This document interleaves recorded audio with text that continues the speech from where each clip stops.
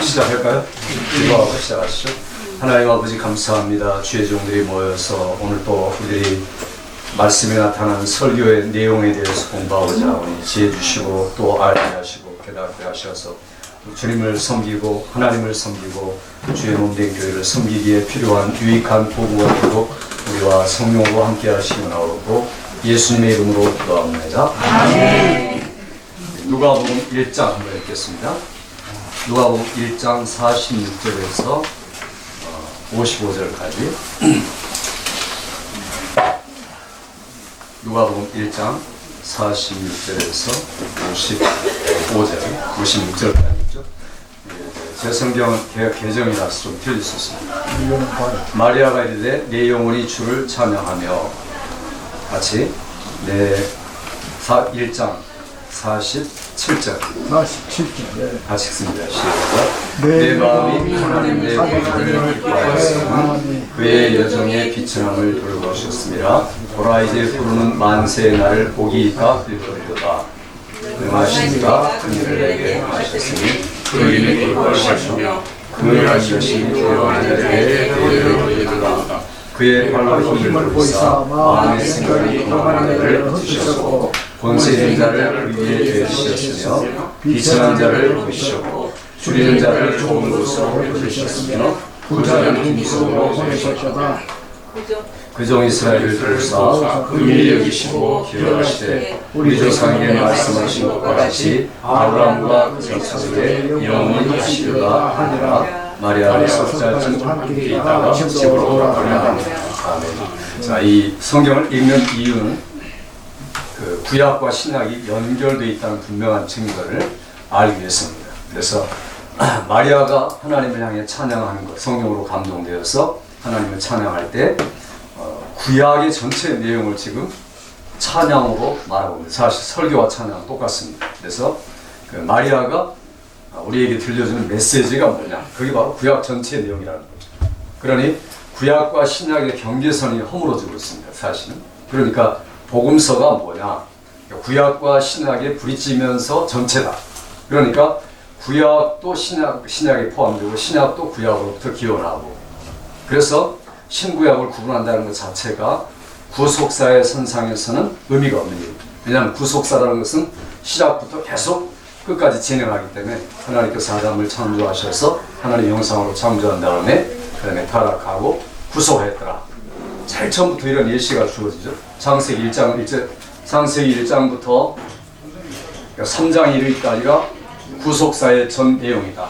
그 이후로는 이 세 장이 확대되는 이야기죠. 사실. 그래서 여기서 하나님이 하나님 형상으로 사람을 창조하셨다라는 이야기를 쓰고 있고, 그 다음에 창조하신 그들이 비가 타락했다. 타락한 그들을 구속하셨다. 구속하신 그들을 모든 계획을 완성하셨다. 라는 게 창세기 3장 16절에 이르기까지 끝이 납니다. 이게 복음이죠. 그래서 우리가 이걸 프로토가스펠, 원 복음이다 이렇게 이야기합니다. 그래서 우리가 요 세 장만 제대로 공부를 해도 신성경 전체를 환해할 수 있는 하나의 샘플, 모범으로 우리에게 주신 겁니다. 여기서부터 시작된 내용이 사실은 오늘 마리아가 지금 노래하고 있는 내용과 똑같습니다. 마리아가 찬양하는 것. 그래서 우리들이 신약을 설교하게 할 때 구약이 포함되지 않을 수 없고, 구약을 설교할 때 신약이 함유되지 않을 수 없다. 이것은 너무 당연한 겁니다. 우리 개혁신앙에서는 현대 비평, 역사적 비평이나 또 문법적 비평, 이런 비평들은 이런 것도 허용하지 않죠. 그러나 우리는 신앙의 내용을 갖고 있습니다. 항상 신앙이라는 게 매우 중요한 것은 그 신학은 전부 신앙에서 나와야 되죠. 어떤 데는 신학과 신앙이 틀린 분들이 많이 있습니다. 신학은 신학대로 공부하고 신앙은 또 신앙대로 틀립니다. 이건 전혀 있을 수가 없는 이야기죠.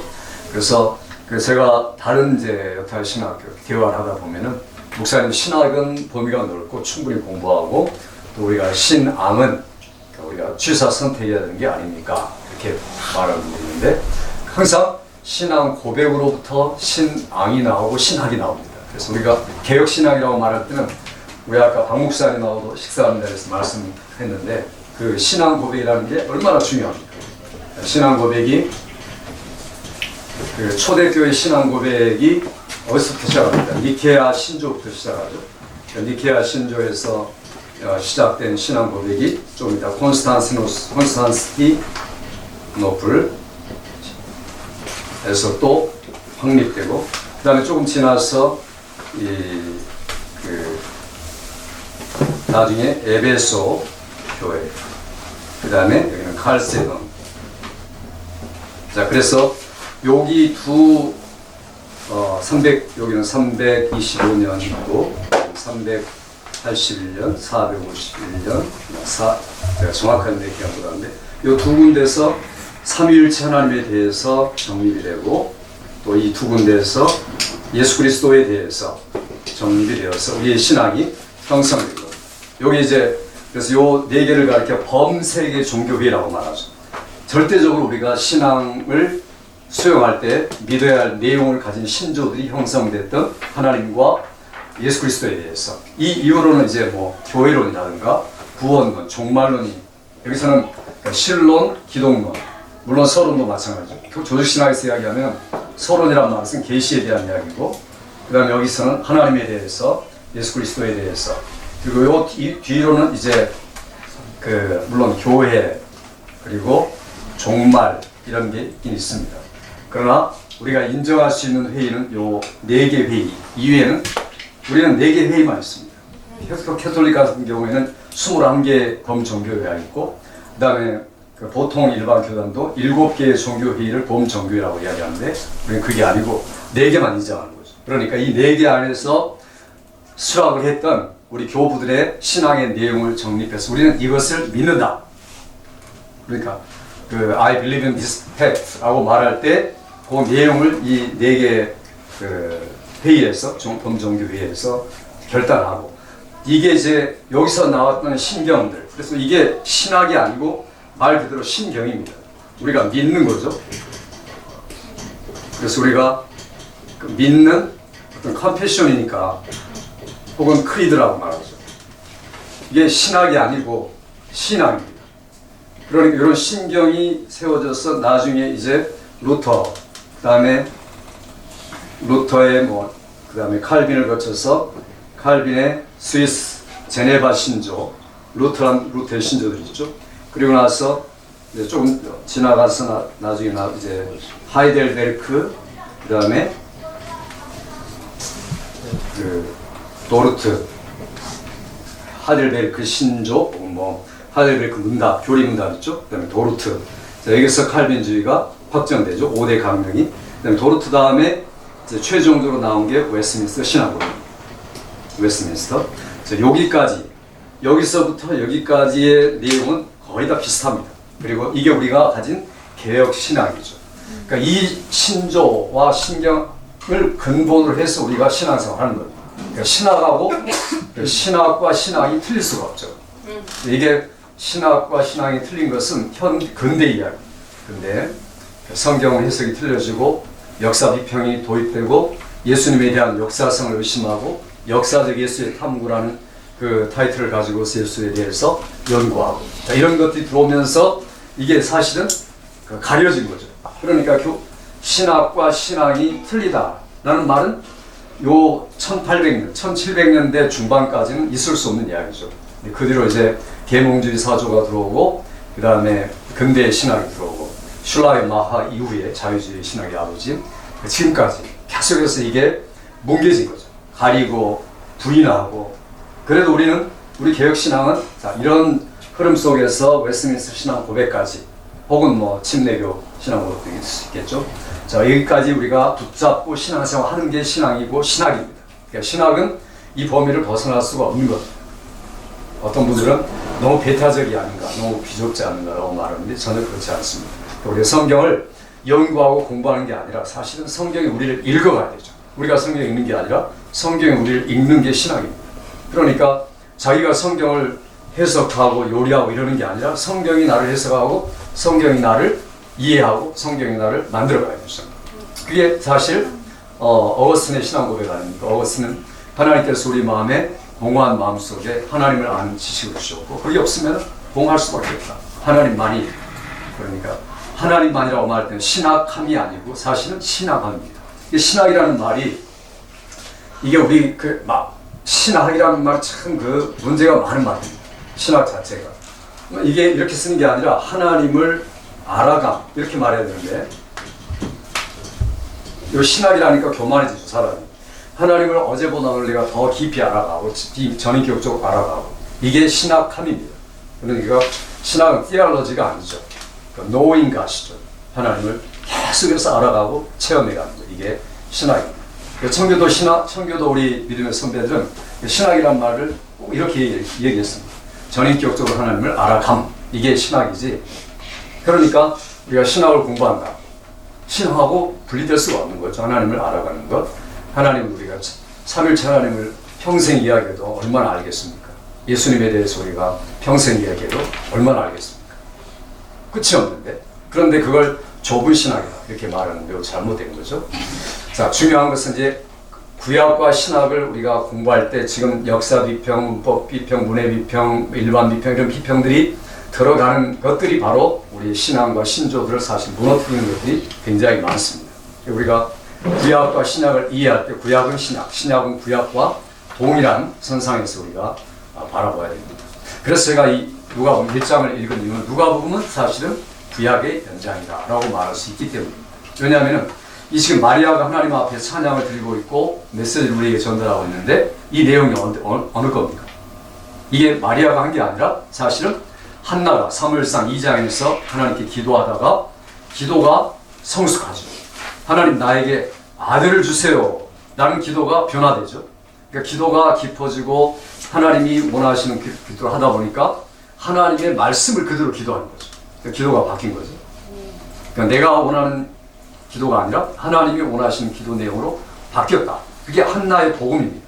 그러니까 한나는 사무엘상 1장을 통해서 이제까지 창세기부터 시작해서 사사기까지 이제까지 그 모세를 통해서 혹은 사사들을 통해서 주어진 메시지를 압축해가지고 하나님 앞에 기도로 찬양하고 있는 내용이 한나의 기도입니다. 사무엘상 2장 전체죠. 자, 사무엘상 2장의 내용을 가지고 그걸 재탕한 거죠. 다시 재현한 게 바로 마리아의 기도입니다. 이게 무슨 이야기입니까? 마리아의 기도는 어떤 기도입니까? 하나님이 유대인을 구원하여 주세요 하는 그런 기도입니다. 그러니까 한나의 기도, 그 앞에 있는 모세를 포함한 선지자들의 이 대망, 이게 일직선상에 있는 거죠. 다 똑같은 겁니다. 그러니까 이 마리아가 말한 내용은 하나님이 얼마나 크신 하나님인가. 그래서 우리가 그걸 가르쳐 Canticle of Mary 이렇게 말하는데 Canticle of Mary 혹은 Mary's Magnificat 이렇게 이야기하죠.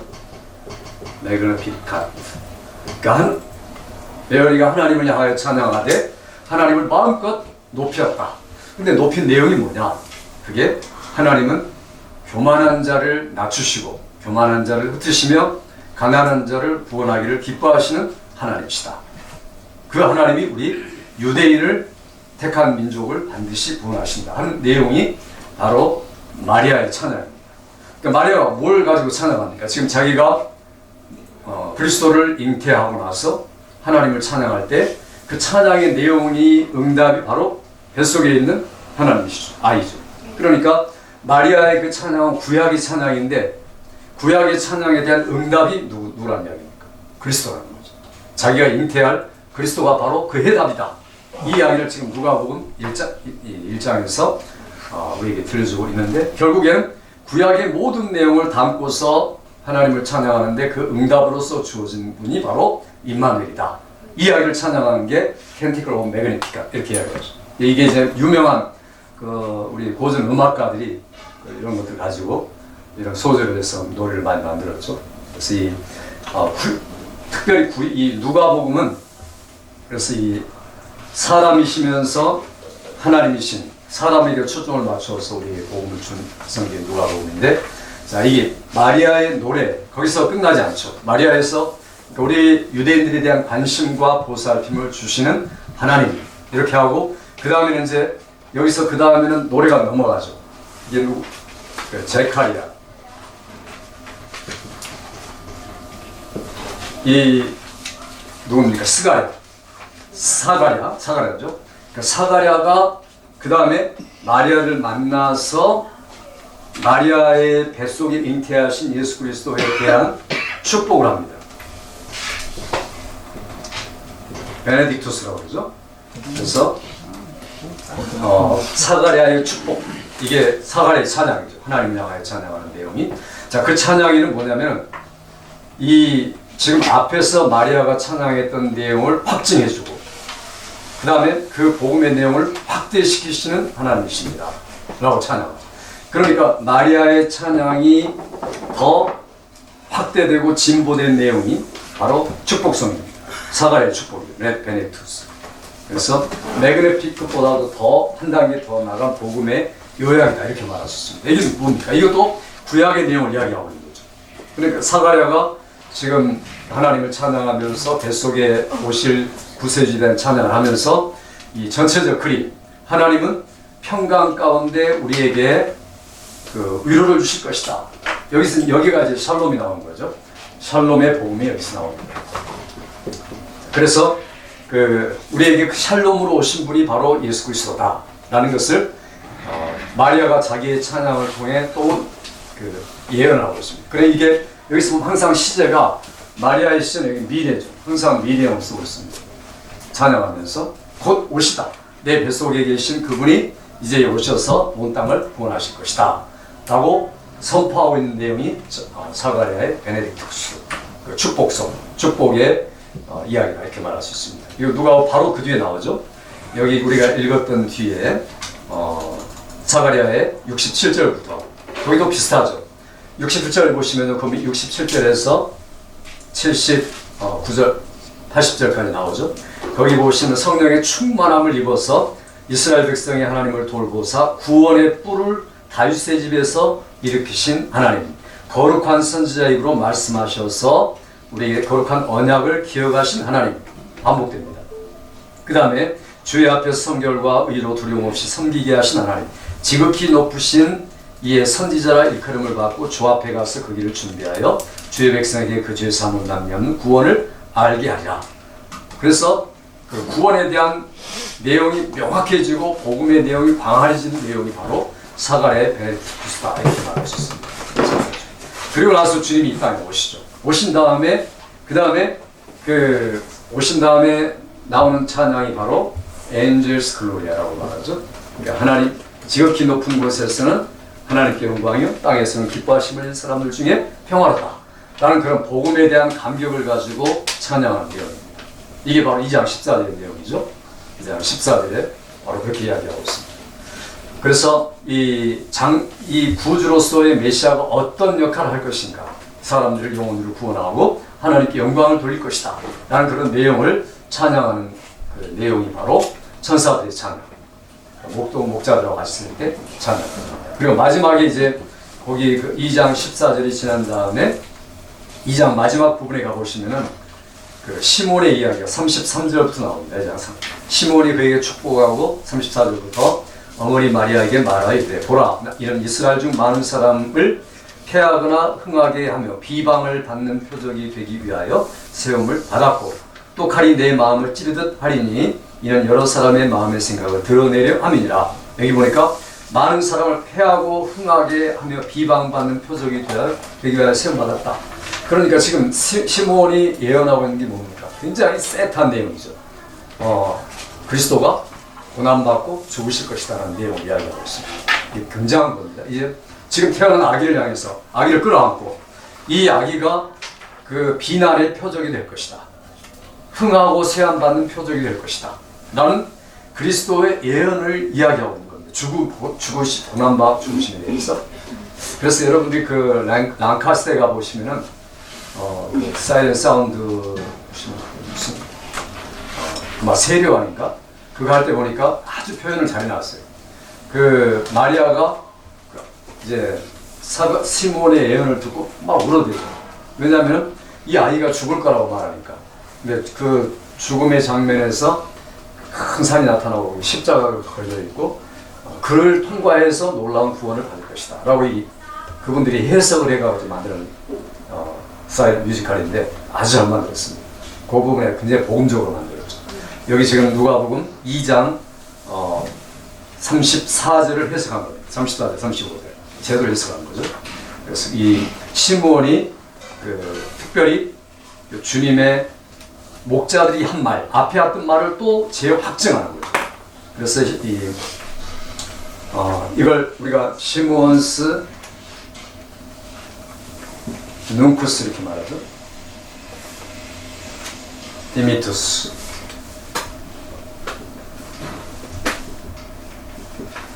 시므온의 새로운 찬양 이렇게 말했어요. 이 네 가지를 가리켜 가장 위대한 찬양 이렇게 해요. 누가복음 1장과 2장을 통해서 우리에게 말하고 있는 가장 위대한 찬양이면서 복음의 메시지다. 그리고 가장 중요한 것은 이게 구약의 내용을 다시 확증하는 거예요. 그러니까 구약의 내용이 뭡니까? 이게 바로 메시아가 오실 것이라는 복음의 내용이죠. 이 복음은 이미 창세기 3장 15절에 말했던 이 복음의 내용입니다. 그래서 벌써 구약이 정립되고 구약이 요약된 내용이 바로 누가복음 1장과 2장이다. 그리고 나서 3장에 족보가 나오죠. 어떤 족보입니까? 예수님으로부터 마리아부터 시작해가지고 위로 올라가는 족보죠. 하나님이 이르기까지. 창세기 3장의 내용이 결국에는 누가복음 3장에서 이제까지 모든 내용들이 다시 요약되고 집약되고 정리되는 것들을 알 수 있습니다. 그래서 누가복음 1장, 2장, 3장은 어쩌면 구약이다 이렇게 말할 수 있다는 거죠. 구약의 내용을 요약하고 그 다음에 그것들을 재현하고 복음을 다시 다시 반복하고 그런 내용이기 때문에 매우 중요합니다. 그래서 우리가 누가복음을 이야기할 때 특별히 사복음 중에서 누가복음은 이런 브릿지 역할을 아주 잘하고 있습니다. 이게 누가복음만 그러냐? 다 그렇죠. 마가복음도 그렇고 마태복음도 그렇고 요한복음도 그렇습니다. 항상 시작할 때는 구약하고 연결을 시키죠.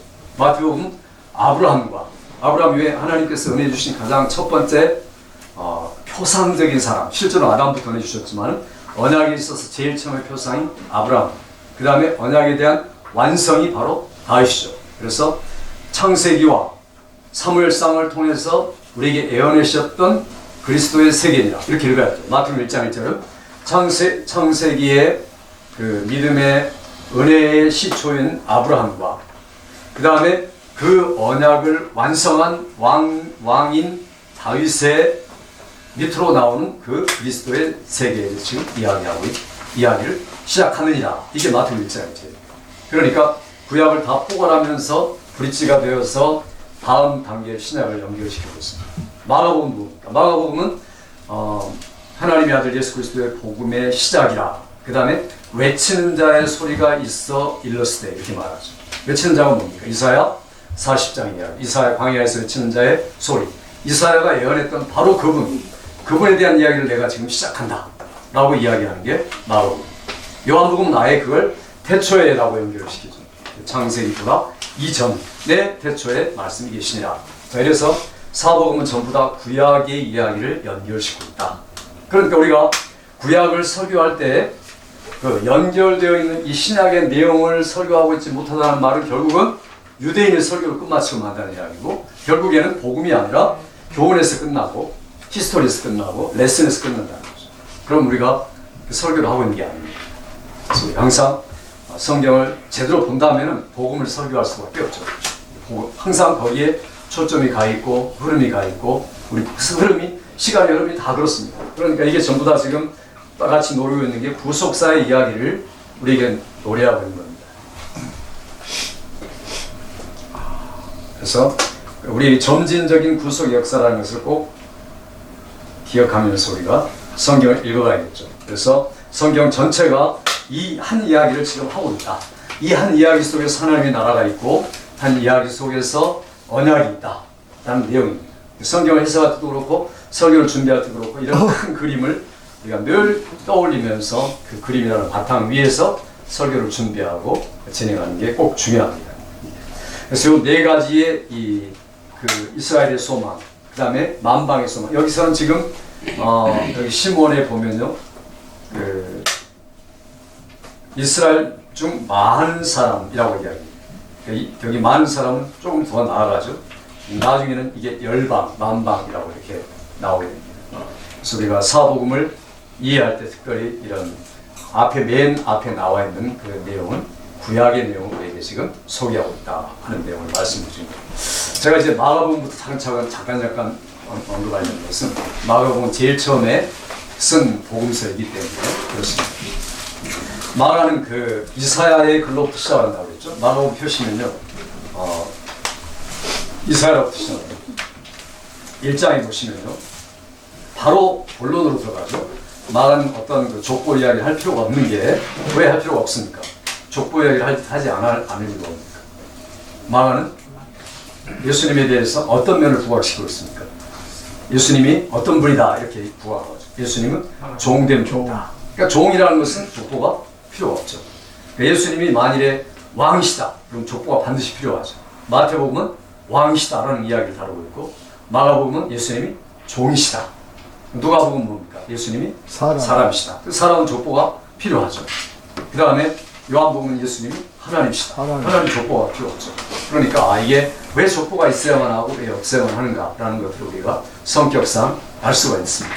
그래서 이게 그러니까 앞서 사실은 왕이나 종이나 인자는 예수님의 인성에 대한 표현이고, 요한복음은 신성에 대한 이야기, 강조점이 인성과 신성으로 나눌 수가 있다는 거예요. 그래서 이 저자들이 가만 우리가 읽어보면 그 마태는 어떤 그 설교자, 마태는 5개의 복음이 있죠.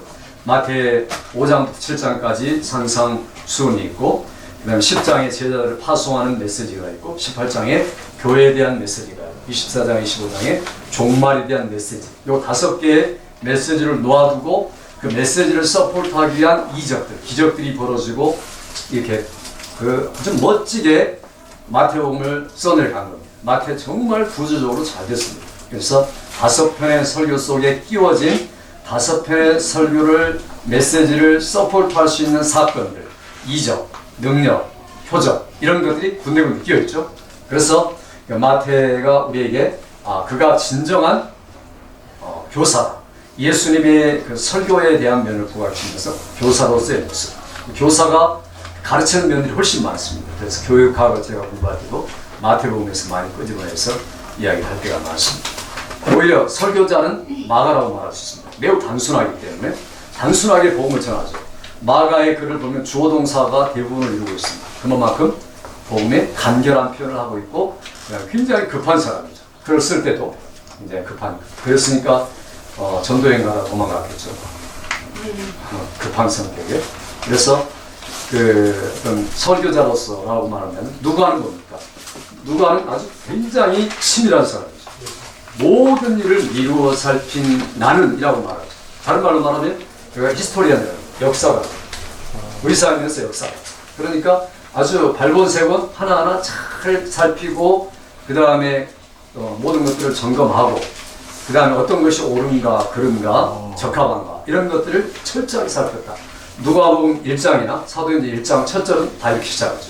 이 모든 일을 자세히 미루어 살핀 나도 게오빌라 각하에게 차례대로 써보내는 것이 좋은 줄 알았네. 이렇게 시작하죠. 그러니까 철저한 역사적 보증을 가지고서 글을 썼다.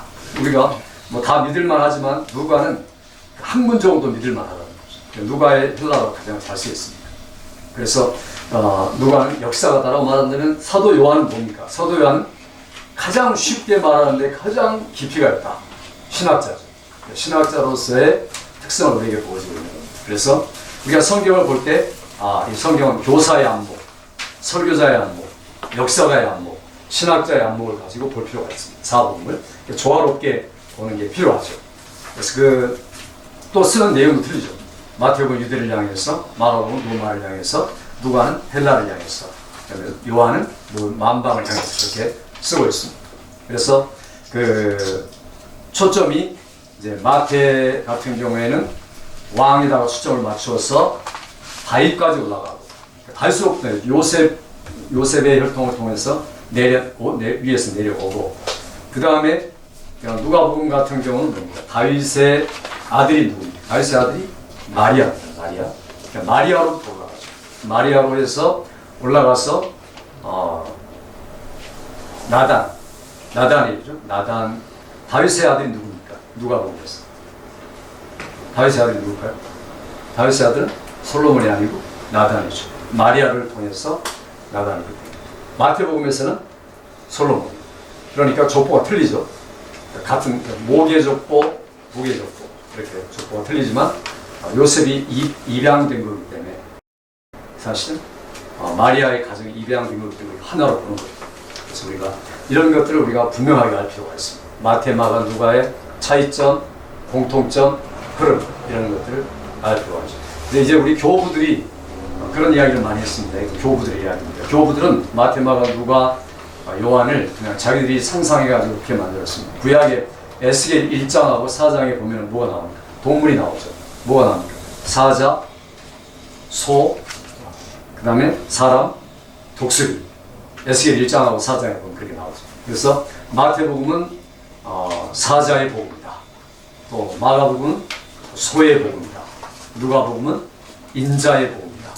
요한복음은 독수리의 복음이다. 이렇게 해야 됩니다. 이건 이제 교부들이 이야기했던 성경을 읽으면서 칼날을 입혔던 이야기입니다. 굉장히 그럴듯한 이야기죠. 그래서 우리가 이런 예수님이 공간복음을 통해서는 주로 갈릴리에서 사역을 하시고 요한복음 주로 예루살렘에 사역하시죠. 그러니까 사역의 장소와 그 방향에 따라서 메시지가 틀려집니다. 예수님이 어디다 초점을 맞추느냐는 메시지가 틀려지고 특별히 요한은 거의 다 초점이 일주일에 초점이 맞춰져 있죠. 요한복음 12장부터 마지막 장까지는 예수님 일주일의 이야기죠. 그러니까 복음서 전체 가운데 그런 그 역사 이야기가 어디 있겠습니까? 사람이 히스토리언이라면 차근차근 써서 이야기를 진행해야 되는데 그게 아니라 갑자기 태초에 하나님이 말씀이 계신다고 이야기했다가 그 다음에 어린 양을 보라라고 이야기했다가 요한복음 그렇게 나오고 거듭나라고 이야기하고 바로 얼마나 있어서 사마리아 이야기하고 그 다음에 오병 이야기하고 그런 다음에 10장의 헬란 12장까지 보면서 드디어 인자가 영광을 받을 때가 없더라. 그 12장부터 죽음의 이야기를 주님이 전개해 나가시죠. 그러니까 요한복음은 절반 이상이 일주일의 시간을 우리에게 포인트를 두고서 이야기를 전개하고 있는 게 요한복음입니다. 그래서 요한복음 그 전체가 깊이가 있게 우리에게 다뤄주고 있다. 하나님이 누구신가에 대한 이야기를 요한복음이 하고 있다. 그분이 바로 예수 그리스도다. 라는 우리에게 이야기를 하고 있습니다. 자, 이런 네 가지 복음의 색깔, 특징, 요소, 공통적 차이점을 우리가 인식하고서 시작을 해야겠죠. 마가복음. 마가복음은 하나님의 아들 예수 그리스도의 복음의 시작이다라는 게 결론이고 이게 서론입니다. 결론, 서론, 본론 다 되는 겁니다. 1장 1절이. 1장 1절은 사실은 여기 어떤 의미에서 타이틀이라고 말할 수 있죠. 그러니까 1절이 아니고 1절은 하나의 타이틀, 2절부터 시작하는 거죠. 그래서 이게 바로 복음이다. 내가 지금 말하고 있는 전체가 복음이다라고 시작을 하면서 이사야부터 이야기를 꺼내는 겁니다. 그래서 1장 2절 보시면 사자, 준비, 외침, 주의 길, 오실 길 구약의 이야기를 철저하게 하나씩 전개해 나가고 있는 게 마가죠. 그러니까 마가가 지금 설교하는 텍스트가 어디입니까? 이사야로부터 시작하는 겁니다. 그러니까 마가가 복음을 전하기 위해서 들었던 텍스트가 이사야고 거기서부터 이사야를 통해서 그리스도를 증거하는 내용이다. 그게 바로 그리스도를 설교하는 내용이다. 이렇게 말할 수 있습니다. 그래서 세례요한은 구약에 속한 사람이죠. 세례요한은 뭡니까? 세례요한의 때까지라 이렇게 주님이 직접 이야기하시죠. 그때까지. 그래서 세례요한이 예수님을 예시해주고 그가 물과 성령으로 세례를 줄 것이다. 나는 그의 힘들면서 불기도 감당할 수 없다. 라고 말할 때 하늘로부터 소리가 들리죠. 이는 내 사랑하는 아들이요 내 기뻐하는 자. 두 번에 나중에 또 이런 소리가 들렸는데 이게 너는 내 사랑하는 아들이니 내가 너를 기뻐하노라. 이게 뭡니까? 이 내용이 너는 내 사랑하는 아들이라는 내용이 이사야 40장에 나왔던데 그러니까 이게 지금 이사야 40장을 가지고 마가가 예수님에 대해서 증거를 하고 있는 겁니다. 자기가 받아서 하는 말이 아니고. 그러니 이게 예수님에 대해서 증거하고 나타나고 설교할 때 마가는 이사야를 인용했다라는 것이 우리 처음부터 이야기를 계속하고 있는 거예요. 그래서 우리가 성경을 이해할 때 구약 성경에 대한 기반이나 내용이 없으면 신약 성경을 제대로 말할 수가 없습니다. 여기 지금 그 세례요한의 이야기는 이사야 40장하고 말라기 3장의 이야기를 접목시켜가지고 다시 끄집어내는 게 마가복음 1장의 내용이죠. 그래서 이 내용이 뭡니까? 1장에 보시면 14절에 같이 한번 읽어볼까요? 14절 15절 마가복음 시작. 요한이 잡힌 후 예수께서 갈릴리에 오셔서 하나님의 복음을 전파하여 이르시되 때가 찼고 하나님의 나라가 가까이 왔으니 회개하고 복음을 믿으라 하시니라. 여기 하나님의 복음은 하나님의 나라다 라고 이야기하죠. 그래서 지금 예수님이 증거하는 내용은 하나님의 나라, 천국에 대한 복음. 그러니까 사실은 우리가 하나님의 왕국 이런 게 맞습니다. 하나님의 왕국. 예.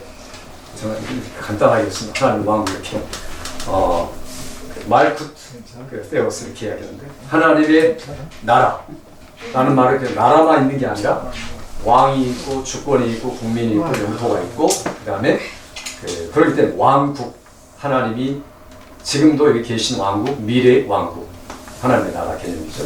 그래서 우리가 마가복음이 그 이야기를 하고 있다. 지금 마가복음 1장부터 끝까지 말하려는 것은 바로 하나님의 나라의 복음을 이야기하는 것을 우리가 말하죠.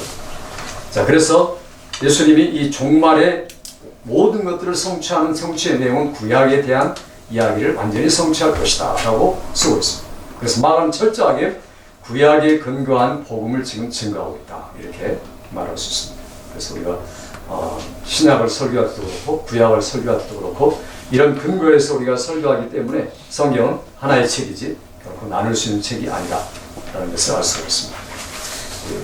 뭐 전체 여러 가지 말할 수 있지만 마가복음에서 강조하는 것은 아까 말한 것처럼 종입니다. 종. 그래서 그분은 종이시다 라는 개념이 아주 강합니다. 그래서 성경에 누구보다도 예수님은 그냥 서번트다 라는 그런 개념을 가지고 이야기를 이끌어가는 게 많습니다.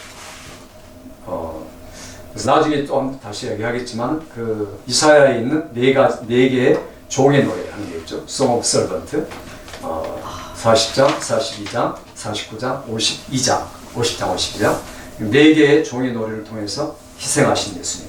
그래서 마가복음 10장 45절을 보면 예수께서 누굽니까? 내가 온 것은 섬김을 받으려 함이 아니라 섬기려 하고 도리어 많은 사람을 위하여 자기 목숨을 대속물로 주게 합니다. 그러니까 종이 되기 위해서 오셨다라는 걸 강조하죠. 그리고 똑같이 마태와 똑같이 성취의 복음을 많이 강조하고 있습니다. 이게 바로 마가복음의 설교다. 마가복음은 이런 종됨의 설교 그리고 종을 통하여 확대된 하나님의 나라의 복음에 대한 이야기다. 자, 마태는 어떻게 시작합니까? 마태는 우리가 아는 대로 아브라함과 아까 말한 것처럼 다윗의 자손 예수 그리스도의 세대다. 아브라함 하면 창세기 12장과 22장을 이야기합니다. 12장의 언약, 22장의 언약 이렇게 두 가지를 이야기하고 다윗은 사무엘하 7장을 이야기하죠. 사무엘하 7장에 하나님과 맺었던 다윗의 언약. 그래서 아브라함과 마태복음이 아브라함 이야기를 꺼내는 이유가 뭘까요? 복음은 만국 모든 민족을 위한 것이다 라는 이야기를 말하기 위해서 아브라함을 꺼낸 겁니다.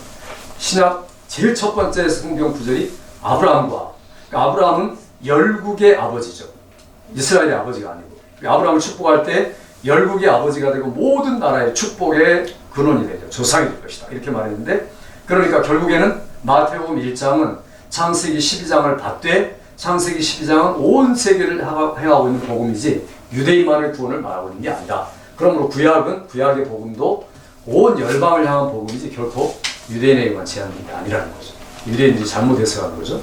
그래서 아브라함과 맺힌 은혜의 언약의 내용을 이야기하기 위해서 마태가 아브라함이다 끄집어낸 거고 그 다음에 다윗이다 라고 말한 것은 이 축복이 완전히 성취된 게 다윗 때죠.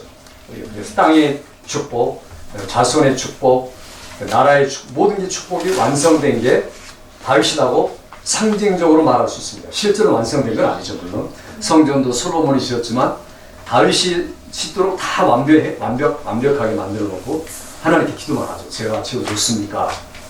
그렇게 물어봤는데 이건 벌써 지었다는 이야기와 똑같습니다. 그러니까 우리가 솔로몬의 성전이라고 말하지만 또 다윗의 성전 이렇게 얘기하죠. 다윗이 완성자죠. 솔로몬은 미달자입니다, 사실은. 솔로몬이 나중에 너무나 이스라엘을 패망하게 한 원인이 됐기 때문에 솔로몬을 이야기하지 않죠. 솔로몬은 실패한 왕, 그 다음에 후회가 남는 왕, 그냥 우리에게 지혜를 남기는 왕. 어떤 지혜입니까? 헛되고 헛되니 모든 것이 부득다.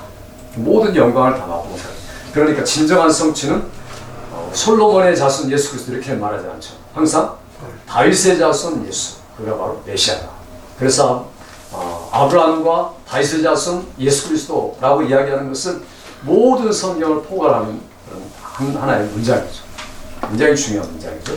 그래서 그 성경 이야기를 전체 그렇게 써나갑니다. 마태복음 보면 동서로부터 복음이 많은 사람이 이르러 아브라함 자리에 앉으려니와 나라의 본자손은 쫓겨나고 다른 나라 사람이 차지할 것이다. 마태복음은 유대인들 향해 쓰는데도 불구하고 유대인들을 굉장히 책망하고 있습니다. 특별히 마태복음 23장 같은 경우는 얼마나 책망합니까? 7번이나 서기관과 바리새인이 화했을진저 외식하는 서기관과 바리새인이여 라고 지옥에 가까운 이 책망과 저주를 막 퍼붓는 것을 볼 수 있습니다. 유대인들 향해서 그렇다는 거죠. 그러니까 마태는 유대인을 향해 복음을 쓰면서도 유대인을 기점으로 온 세계까지 복음이 증거될 것이라는 것을 염두에 두고 복음을 전한 겁니다. 그러니까 아브라함과 다윗, 아브라함 누굽니까? 아브라함은 모든 열방의 아버지고 다윗은 누굽니까? 다윗은 영토를 유브라데 밑으로 애굽의 하수까지 넓힌 세계적인 왕이죠. 그러니까 둘 다 세계적인 인물이죠, 사실. 그러니까 바로 그 인물들을 중심으로 시작하고 마태복음 마지막 끝은 뭡니까? 모든 족속으로 제자를 삼아 이렇게 말하죠. 그러니까 마태복음 1장하고 28장 19절에서 20절까지는 똑같은 이야기입니다. 그래서 양괄식이라고 하죠. 우리가 양쪽의 결론을 가지고 있다. 복음의 양괄식을 이야기하고 있습니다. 그래서 우리가 마태복음을 읽을 때 그 두 가지를 염두에 두고 읽으면 다 읽혀지는 거죠. 내용과 흐름을 알 수가 있습니다. 그래서 우리가 예수 그리스도 설교할 때도 굉장히 폭넓은 설교를 할 수가 있습니다. 구약 전체를 우리가 동원해서 할 수 있기 때문이죠. 그 다음에 이제 그 8장, 아까 그냥 8장 이야기했듯이 거기 제가 써놓은 거, 이 마태에 대한 이야기 여러분 읽어보시고, 아까 누가에 대한 이야기는 제가 아까 먼저 말씀드렸죠. 누가는 특별히 우리에게 역사에 대한 분명한 선을 긋고 있습니다. 누구 때에 보면은 어거스터스 황제 때 이렇게 이야기하죠. 누가복음 1장에 보시면은 언젠지 2장에 보시면 나오죠. 2장 1절에 시저 어거스터스, 그 다음에 사이린 시리아 총독, 분명하게 사람 이름까지 등장하면서 역사를 우리에게 보여주고 있습니다. 정확한 역사의 연대를 보여주고 있죠. 그 다음에 예언의 시기가 언제인가 하는 것들을 우리에게 보여주고, 이스라엘의 때가 언제고 성취가 언제인가 이런 것들을 아주 구체적으로 보여주고 있습니다. 그래서 우리가 특별히 그 어떤 학문적인 연구를 할 때는 누가복음이 참 좋습니다. 마테마가 누가 중에서 굉장히 논리적으로 썼기 때문에 굉장히 좋습니다. 아까 말한 것처럼 누가는 두 시대를 완전히 연결하고 성취하시고 새 시대의 도래를 알리시는 분이다. 누가복음 마지막에는 무슨 얘기가 나옵니까? 24장에 보면 모세의 글과 선지자의 글과 시편에 나를 가리켜 기록된 것이 응하리라 하시고, 그 다음에 고난에 대한 이야기까지 다 나오죠. 제가 한번 마지막에 볼까요? 누가복음 보시면요, 24장 보시죠. 누가복음 24장 44절부터 한번 보시죠. 44절에서 49절까지 한번 읽어보십시다. 24장 44절에서 49절 시작. 또 이르시되 내가 너희와 함께 있을 때 너희에게 말하노라. 곧 모세의 법과 선지자의 글과 시편의 나를 가리켜 기록된 모든 것이 이루어져야 하리라 한마디 이것이라 하시고, 이에 그들의 마음을 열어 성경을 깨닫게 하시고, 또 이르시되 이같이 그리스도가 고난을 받고 제3일에 죽은 자 가운데서 살아날 것과 또 그의 이름으로 주의 사함을 받는 회개가 예루살렘에서 시작하여 모든 족속에게 전파될 것이 기록되었으니 너희는 이 모든 일의 증인이다. 볼지라 내가 내 아버지께서 약속하신 것을 너희에게 보내리니 너희는 이로부터 능력으로 이르기까지 이 성에 이르라 하시니라. 아멘. 여기 보니까 예수님이 직접 하신 말이 44절에 모세의 율법, 선지자의 글, 시편에 다 전부 다 나를 가리켜 기록된 모든 것이다 이렇게 말하고, 그 다음에 마음을 열어 성경을 깨닫게 하시고, 어떤 성경입니까? 구약이죠. 구약을 깨닫게 하시고, 자, 그 다음에 이르시되, 구약이 뭐냐? 46절에 그리스도가 고난받고 3위의 죽은 자 가운데서 살아나는 이야기다. 뭐가요? 구약이. 그 다음에 47절에 그의 이름으로 죄사함을 받게 하는 회개가 예루살렘으로부터 온 족속에게 전파될 것이 기록되었다. 어디 기록됐습니까? 구약에 기록됐다는 거죠. 그러니까 구약에서 신약을 우리가 얼마든지 읽어나갈 수 있다는 거죠. 그렇게 못 읽으면 성경을 제대로 못 읽는 거죠. 그래서 아모스의, 레위기에 바로 이게 기록되었구나. 성경이 우리의 회개와 죄사함과 그 다음에 주님의 고난이 여기서부터 시작해서 온 땅에 증거될 것들에 대한 기록이 암시가 레위기에 있구나, 그 다음에 아모스에 있구나. 이렇게 우리가 그 거룩한 선입관념을 가지고 읽을 필요가 있다는 거죠. 선입관념이 아니라 전제라고 그러죠. 전제. 우리 신앙은 항상 전제가 되는 겁니다. 성경은 하나님의 말씀이다. 또 우리는 그 말씀을 믿는다. 이런 전제가 있어야지 증명해보고, 알아보고, 시험해보고, 믿을 수 없는 거죠. 받아들일 수도 없는 거고. 그래서 이 전제를 가지고 우리가 성경을 연구하는 게 매우 중요합니다. 이 모든 성경은 예수 그리스도의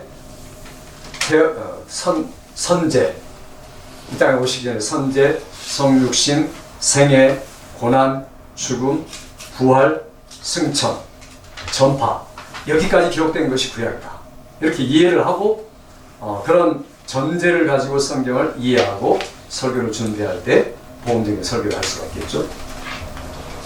그 다음에 요한 보시면요, 요한은 마태, 마가, 누가보다 훨씬 더 복음의 그 기원이 미리 태초라는 말을 통해서 앞서 나가고 있죠. 그래서 완전히 그분은 영원하신 분이다. 그리고 요한에 특별히 많은 게 뭡니까? I am이라는 말이죠. I am이라는 말이 7번 기록되면서 7번의 기사가 또 끼어 있습니다. 요한도 마태복음하고 비슷하죠. I am, 나는 빛이다, 생명이다, 생명의 떡이다, 양의 문이다, 길과 진리 생명이다, 부활이다. 자, 이렇게 말해놓고 그 말하는 사이에 이적을 끼워놓죠. 그래서 나는 빛이다라고 말해놓고 전후에 보면 그 바디메오 소경, 그러니까 태어날 때 소경이었던 부모의 죄입니까라고 물어봤던 소경을 고친 사건이 그 8장 동시에 나오죠. 그러니까 9장이 나오고 8장에서는 빛이다라고 나오죠. 그러니까 빛, 소경, 그 다음에 뭐 생명, 살림. 자, 이런 식으로 말씀, I am이라고 말한 다음에 I am의 실제 이적을 일으키신 주님의 모습을 요한복음이 우리에게 부각하고 있습니다. 그래서 I am이라는 말은 오직 하나님만 쓸 수 있는 단어입니다. I am that I am, I will be what I will be 라고 말하는 그 야훼라고 말할 수 있는 그 단어가 바로 I am입니다. 그러니까 하나님 예수님 자신이 내가 여호와니라라고 말한 거죠. 내가 여호와니라. 그리고 여호와를 증명하는 게 이적 사건입니다. 요한복음에는 이적이 많이 안 나오죠. 꼭 필요한 이적만 나옵니다. 어떤 이적입니까? I am에 해당되는 이적이죠. 그래서 요한복음 이런 구조와 각도를 가지고 보아야 제대로 보입니다. 안 그러면 함부로 그냥 쓴 게 아니니까. 그래서 우리 현대 설교자가 이런 것을 올바로 발견하고 보아야 필요가 있습니다. 예수님이 늘 그런 말씀했죠. 너희가 성경에서 영생을 줄 생각하고 성경을 상고하며 이 성경이 곧 내게 대하여 증거하는 것이다. 요한복음 5장 39절에 보고, 또 요한복음 17장 3절에 우리 신학하는 자세죠. 영생은 무엇이냐? 하나님과 그의 보내신 자 예수 그리스도를 아는 것입니다. 그 아는 것이 신학이다. 그게 신학이죠. 그게 영생이다.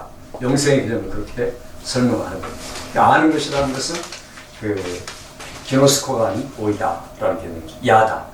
그러니까 안다라는 부부간의 그 체험적인 전격적 관계로 내가 주님을 알아가는 거에 그게 영생이다. 그래서 그 요한복음 그 영생이라는 개념을 가지고 하나님 나라를 증거하고 있죠. 요한복음은 영생이라는 개념, 다른 데는 하나님의 나라라는 개념입니다. 그러니까 같은 개념인데 언어만 바꾼 거죠. 영원한 하나님의 나라에 살아가는 것을 영생이다. 그래서 요한복음엔 하나님 나라 개념이 잘 나오지 않습니다. 거듭날 때 니고데모에게 하는 말이나 또 빌라도에게 나중에 하는 말이 있긴 했지만 강조점이 영생에 가 있다라는 게 중요합니다. 그 다음에 이제 그 5장 46절 보면 모세를 믿었다면 또 나를 믿었으니 이는 그가 내게 대하여 기록하였습니다. 이렇게 말하죠. 모세가 뭘 기록했습니까? 창출레민신 토라를 기록했죠. 그러니까 토라의 내용이 뭔가 나에 대한 기록이다 이렇게 말하는 거죠. 그러니까 우리가 예수님의 그 프리서포지션을 가지고서 토라를 읽어야 제대로 이해하는 거죠.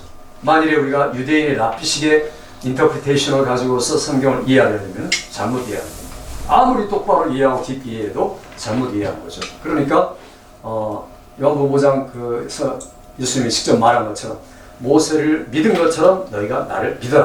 모세를 그들이 이스라엘이 믿었던 것처럼 그게 바로 성경을 정말 아는 것이다 라고 말합니다. 그래서 요한은 어떤 우리에게 신학적인 개념들, 신앙적인 개념들을 굉장히 많이 다루고 있습니다.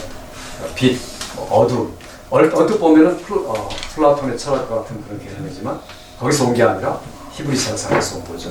그래서 이 사복음을 통해서 우리가 사복음의 전체 우리가 신학교에서도 많이 배웠고 또 여러분이 강의하고 계시지만 전체 그림을 보면서 설교를 준비하셔야 한다는 거죠. 그러니까 마태복음에 대해서 내가 설교한다. 그러면은 아까 말했던 그 예수님의 5편의 설교와 거기에 끼 있는 이적 그리고 중심이 어딘가.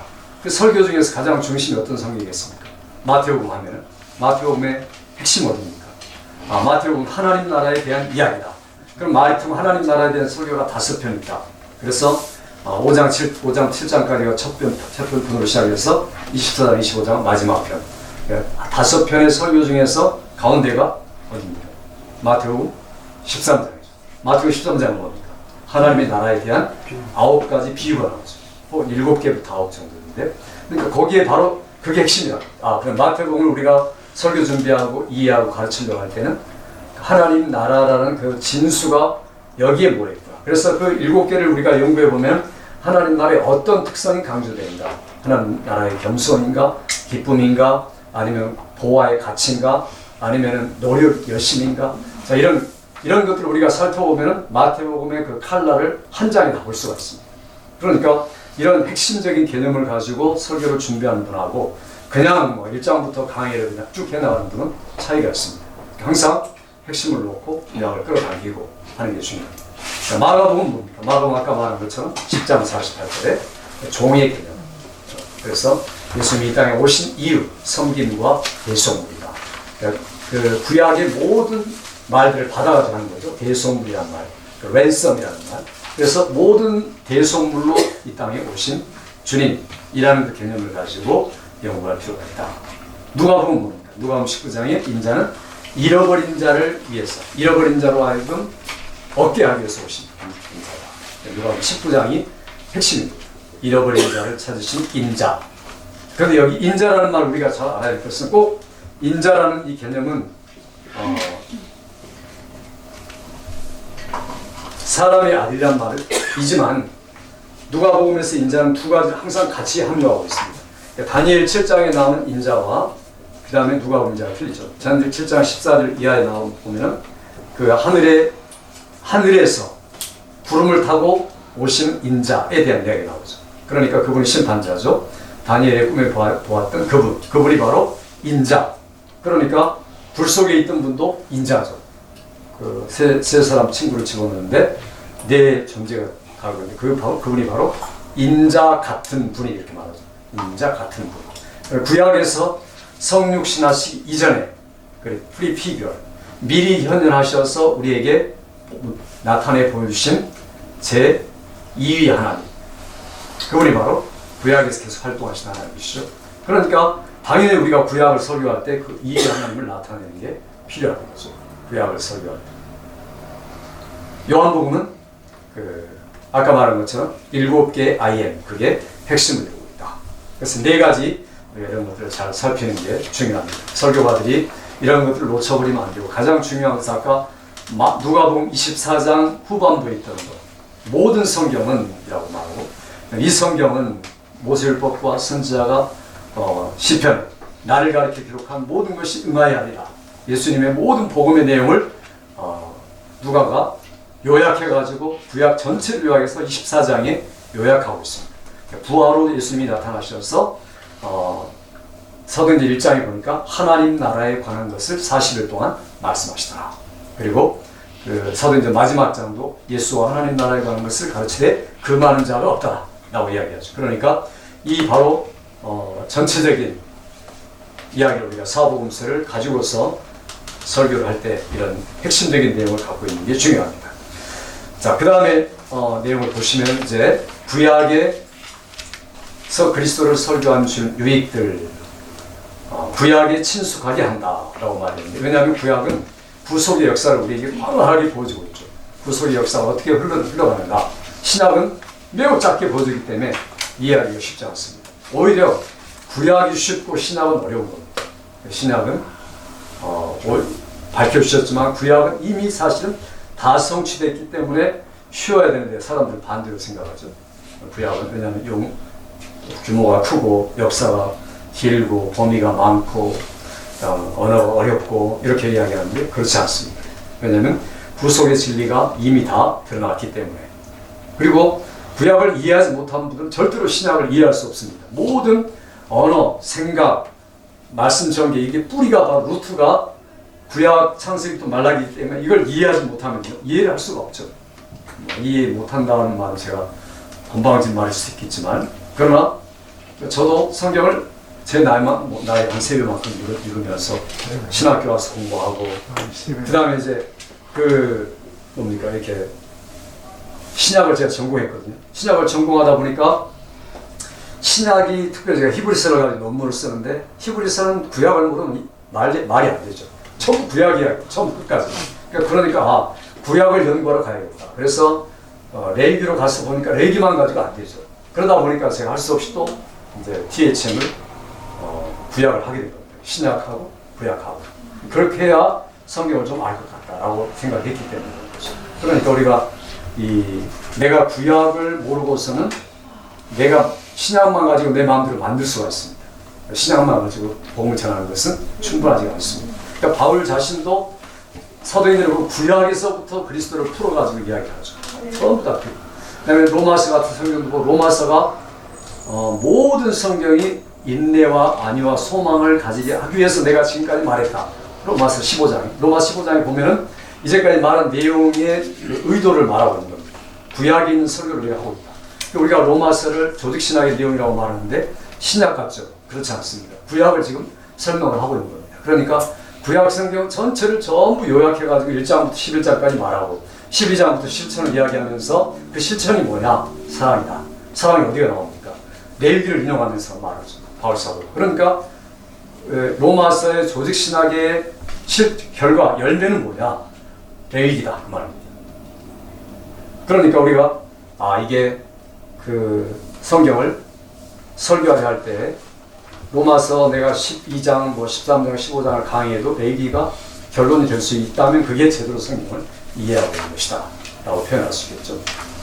그래서 우리가 이 발견되지 않는 진리, 여러분 하나님의 공의라는 개념을 우리가 신학에서 거의 찾아보기 어렵습니다. 히브리서 이제 소멸하신 하나님 이런 것들이 있죠. 그러나 부분적으로 구약과 같이 광대하게 없습니다. 그리고 어떨 때 보면 잔인한 그 면까지 우리에게 부각시키신 하나님, 어린아이를 돌로 들고 돌에 치는 그런 모습까지 우리에게 시편에 이야기하고, 이런 것들을 보면 하나님의 공의가 얼마나 무서운 것인가.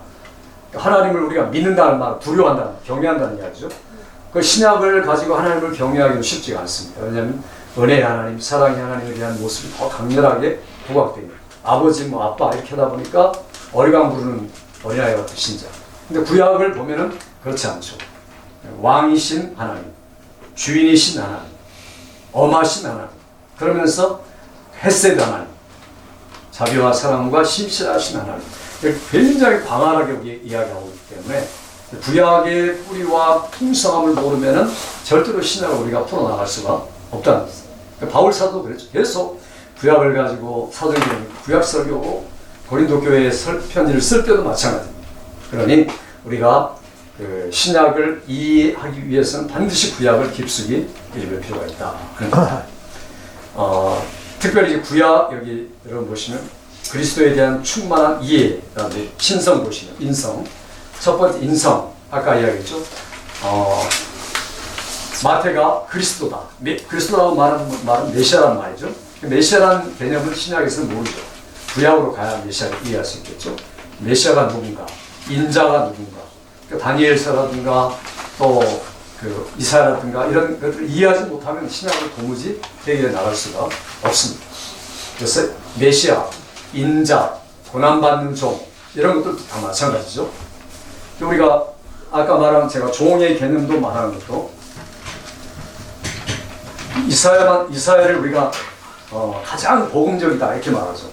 그래서 시편 이사야의 40장이나 42장이나 또 50장이나 52장부터 53장 13절부터 63장 12절인가?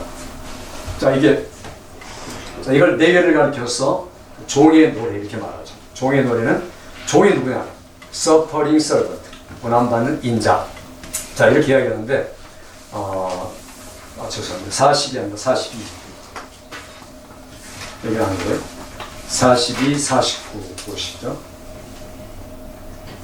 자, 이 네 개의 그 이야기를 통해서 우리에게 지금 이야기하는 내용이 그 앞에서는 제일 처음에 그분은 만왕의 왕, 열국의 빛, 영광스러운 빛이다. 자, 이렇게 이야기합니다. 온 땅을 구원하실 종이시다. 이렇게 이야기합니다. 그러니까 이사야는 굉장히 조직적으로 전개를 해나가고 있습니다. 여기서 끝나지 않고 그 다음에 이제 옮겨서 49장에 이야기할 때는 암시를 주죠. 그분은 모든 것들을 회복하실 주님인데 고생하실 주님이다. 이 땅에서 어려운 일도 만날 주님이시다. 라고 이야기합니다. 그 다음에 이제 넘어가서 50장 쪽으로 가면은 그분은 지혜로운 분이긴 하지만 엄청난 고난을 받되 끝까지 견디는 분이다. 라는 것들을 이야기합니다. 그리고 마지막에는 뭡니까? 마침내 그분은 죽으시고 부활하실 종이다. 라고 이야기하죠. 52장에서. 그러니까 네 노래를 통해서 완전한 복음을 펼치고 있습니다. 그래서 자, 그 마가복음을 쓸 때 여기서부터 모티프를 가져온 겁니다. 그러니까 마가복음 전체에 흐르는 내용은 고난받으신 종된 주님이 마가복음의 전체 주제죠. 고난받는 종이라는 모든 메시지는 바로 여기서 온 거죠. 이사야로부터. 그러니까 여기는 내용을 마가가 그대로 쓴 겁니다. 사실은 하나님께 받았었지만은 성령님께.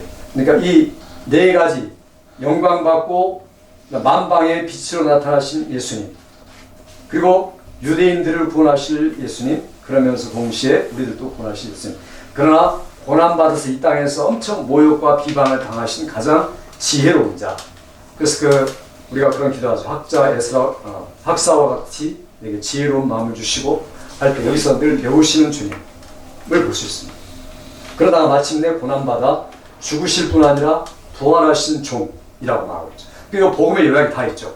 열방에서 부활까지 모든 사람들에게 부활에 이르는 복음을 전달하실 주님에 대한 소개를 지금 하고 있는 게 이 종의 노래라고 이야기할 수 있습니다. 그래서 여러분들이 이 이사야 40장 후반부 앞부분은 심판에 대한 이야기고 39장까지는 40장부터 66장까지는 평화, 샬롬, 승리에 대한 이야기입니다. 그러니까 우리가 이사야를 볼 때 이런 구조 속에서 특별히 포인트는 이 네 개의 노래에 있다. 이 종의 죽음과 부활을 통해서 새 하늘, 새 땅, 새 나라가 임할 것이다. 이 이후에 이야기하고 이사야 마지막 66장은 60장부터는 66장의 그 이야기죠. 새 하늘과 새 땅 이야기. 그러니까 이 어떤 의미에서 이사야 66장은 성경 전체 압축이다. 이렇게 말할 수 있습니다. 앞부분, 특별히 앞부분은 홀스 보면 7장, 9장, 11장에 보면 임마누엘, 메시아, 그 다음에 평강의 왕 9장에도 그렇고 원더풀 카운슬러, 프린스 오브 피스, 에버라스팅 파더 이렇게 이야기하죠. 그래서 우리 크리스마스 메시지 같은 게 다 들어갔죠. 그래서 임마누엘이 누군가, 메시아 그분이 누군가, 그분이 바로 고난받는 종이시다. 그리고 마침내 새하늘과 새 땅을 이루실 분이다. 이게 이사야 앞부분부터 66장까지 전체 내용입니다. 우리가 이런 것들을 이해하고서 읽어야 마가복음을 알 수가 있죠. 마가복음은 바로 인자 되신 사복음 전체가 이 인자에 대한 이야기를 굉장히 많이 하죠. 고난받으신 인자. 그분이 바로 하나님이셨다. 다니엘서나 이런 모습이 하나님으로 등장. 에스겔도 그렇죠. 에스겔이나 다니엘 하나님의 모습. 그리고 예수님이 그 요한복음 1장에도 제자들에게 말하죠. 인자가 오르락 내리락 하는 것을 보리라 라고 말할 때 그 인자 오르락 내리락 하는 그 야곱에게 나타났던 그분도 오르락 내리락 하셨던 그 인자하셨다. 제2위의 변명이셨다 하는 이야기를 하고 있습니다. 예수님의 사역을 보시면요. 사역. 예수님의 사역은 아까 종의 이야기를 했고 그 다음에 53장은 우리가 아는 복음 중에 복음이다. 왜냐하면 거기 언약에 대한 내용을 다루고 있기 때문이죠. 언약의 피. 그 다음에 여러분 그 읽어보시고 모든 기적들, 이적들은 그 언약의 왕이 이 땅에 오셔서 자기 자신을 나타냈다는 것에 대한 사인, 이게 이적이고 능력이고 놀라운 일들입니다. 그러니까 그 자체의 의미가 있는 거 아니죠. 레슨을 주기 위해서 하나님 나라가 이렇다, 메시아가 이런 분이다 라는 것을 드러내기 위한 동기로서 이적입니다. 그러니까 우리가 기도할 때 능력 주십시오, 이적을 행하게 해주십시오, 그런 기도를 할 수 있는데 하나님 나라가 나타나게 도와주시고 내가 하나님을 섬기게 도와주세요. 이래야지 이적이 목적이 되면 안 되겠죠. 그러니까 이게 목적은 하나님의 나라와 섬깁니다. 인자에 나타나십니다. 이게 우리의 사역과 설교의 목적이 돼야 됩니다. 안 그러고 엉뚱하게 능력, 이런 확신 이런 거 강조하면 이단으로 빠지죠. 요즘. 자기가 이단 아닌데도 이단으로 빠지는 분들이 많습니다. 신사도 운동하고 이런 이상한 운동 다른 분 있죠. 자, 마지막 예수님의 가르침. 예수님의 가르침은 아까 말한 주기도도 있는 것처럼 나라가 임하옵시고 뜻이 이루어진 것처럼 이 땅에서 이루어지리라. 또 요한복음 예수님이 내 아버지 집에 거할 곳이 많도다. 그리고 특별히 성경은 육체의 부활을 이야기하고 있죠. 영의 부활이 아닙니다. 어떤 분은 영육간에 이렇게 나누는데 그게 아니고 영의 부활이 아니고 육체의 부활. 이게 복음입니다. 그러니까 아니면 매우 잘못된 생각이 빠진 겁니다. 영, 육, 혼 가르면 안 됩니다. 항상 하나. 몸의 부활, 육체의 부활, 완전한 부활. 그래서 복음서가 바로 이야기하고 있다. 주요 만찬의 주님의 언약에 대한 이야기도 마찬가지다. 육체의 부활. 또 고린도전서 15장에 있는 것처럼 사망이 한 사람으로 말미암은 것처럼 죽은 자의 부활도 한 사람으로 말미암다. 이것도 구약의 배경을 가지고 이야기하는 겁니다. 구약 에스겔서라든가 이런 이야기들이죠. 그래서 우리가 구약에 대해 친숙하게 알면 점점 예수님에 가까이 갈 수 있고 예수님의 마음을 이해할 수 있죠. 예수님의 마음은 구약의 마음입니다. 왜냐하면 구약만 가지고 예수님 말씀한 거죠. 그러니까 내가 예수님의 마음을 어떻게 아느냐? 구약 철저하게 읽으면 된다. 이게 결론입니다. 자, 오늘 여기까지 하고 질문합시다. 굉장히 요거 문까지 다 들어가가지고 힘드신 것 같아요. 조금 일찍 나셨어요.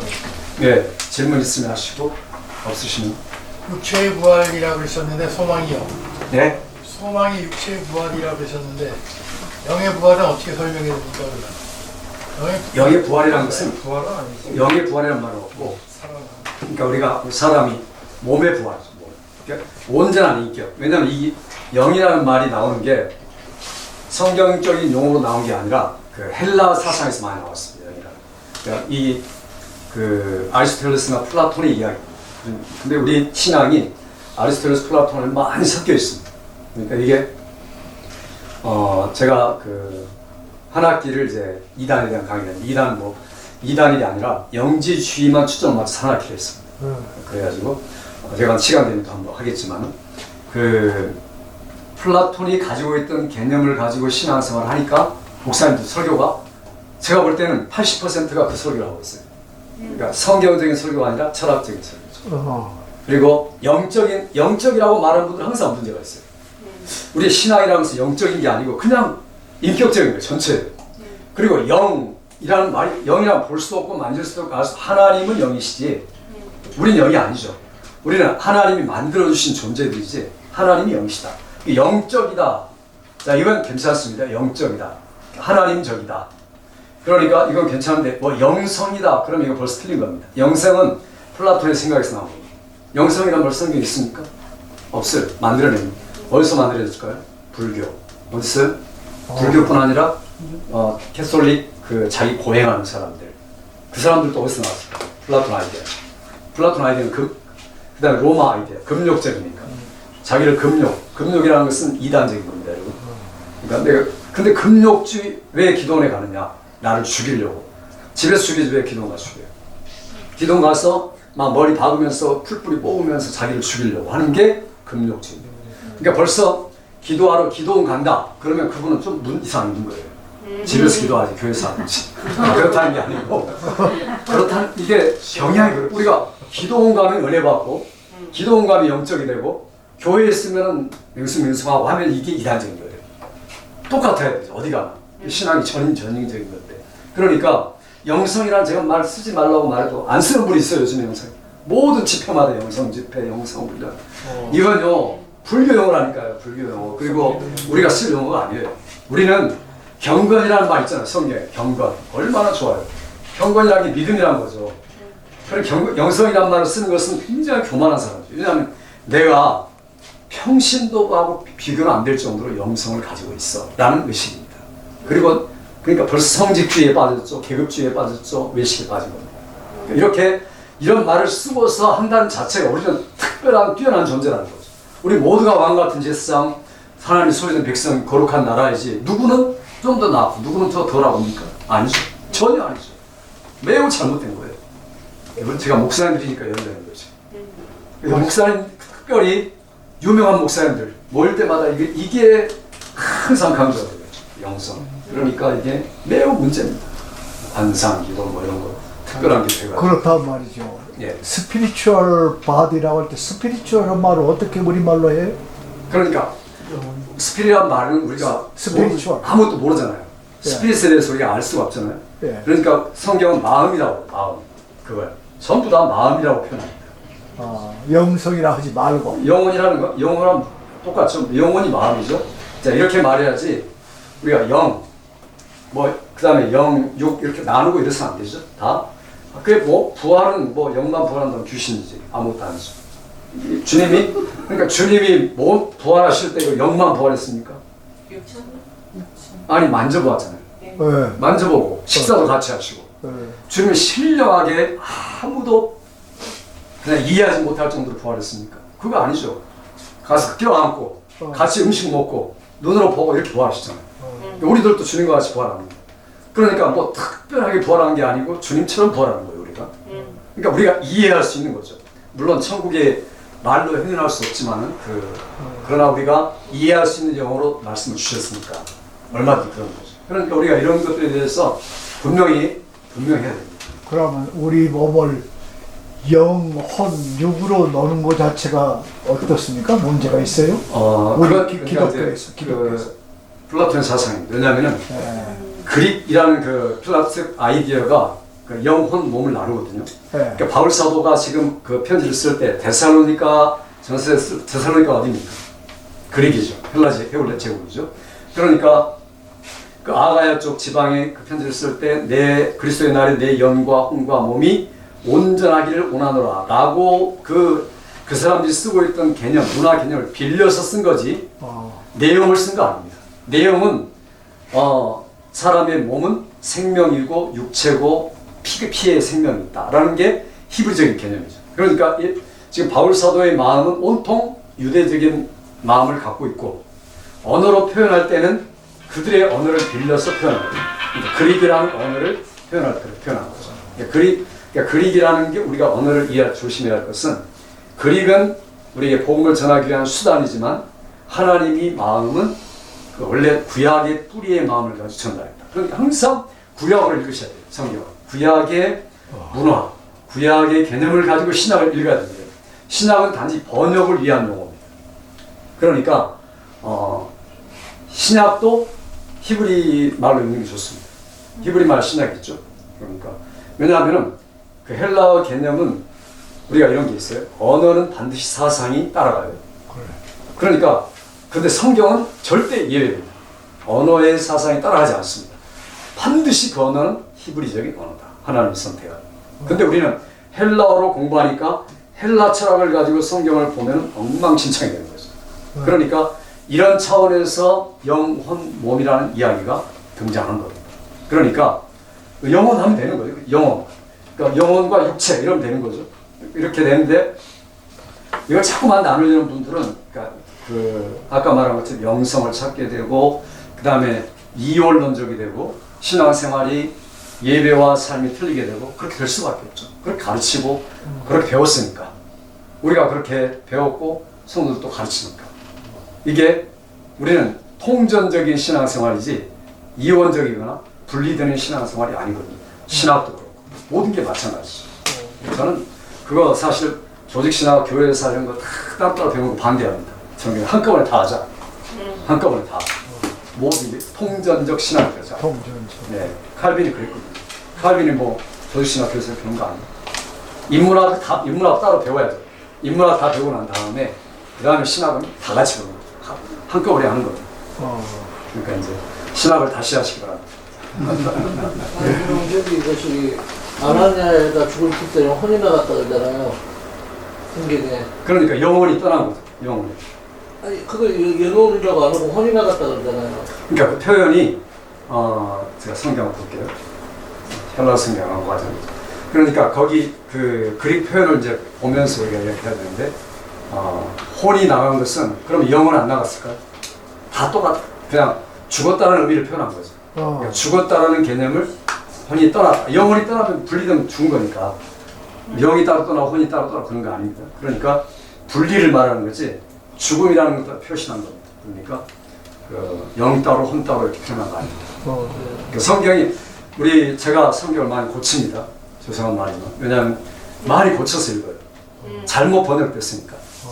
여러분에게만 이야기합니다. 성도들에게 이야기 못하죠. 뭐 성경이 틀렸는데 이러니까 그게 아니고 번역할 때 오해할 소지를 굉장히 많이 가지고 우리에게 말하고 있어요. 제가 사도행전 하나만 가지고 이야기해도 사도행전이 너무 많아가지고 고친 부분들이 굉장히 많습니다. 제가 사역으로. 그러니까 지금 말한 것들을 또 다시 봐야 되죠. 왜냐하면 표현을 우리가 그렇게 하니까 죽었다는 표현을 그렇게 교훈적으로 하는 거예요. 또 생략된 게 없어진 게 너무 많고 그래서 항상 그릭 그러니까 좋은 텍스트들을 보는 게 중요하고 히브리도 마찬가지고. 자, 또 질문은 없으실까? 또 기도하고 마치죠. 하나님 감사합니다. 주의 종들이 이 시간 사복음을 통해서 구약과 연계성을 배워싸는 우리 늘 주님의 마음 가지고 성경을 통하여서 예수 그리스도를 증거하고 온 열방에 이르기까지 하나님을 위하여 섬기는 자로 쓰임받도록 지혜와 지식과 지속적인 능력으로 축복하시기 원하옵고 예수님의 이름으로 기도합니다. 아멘.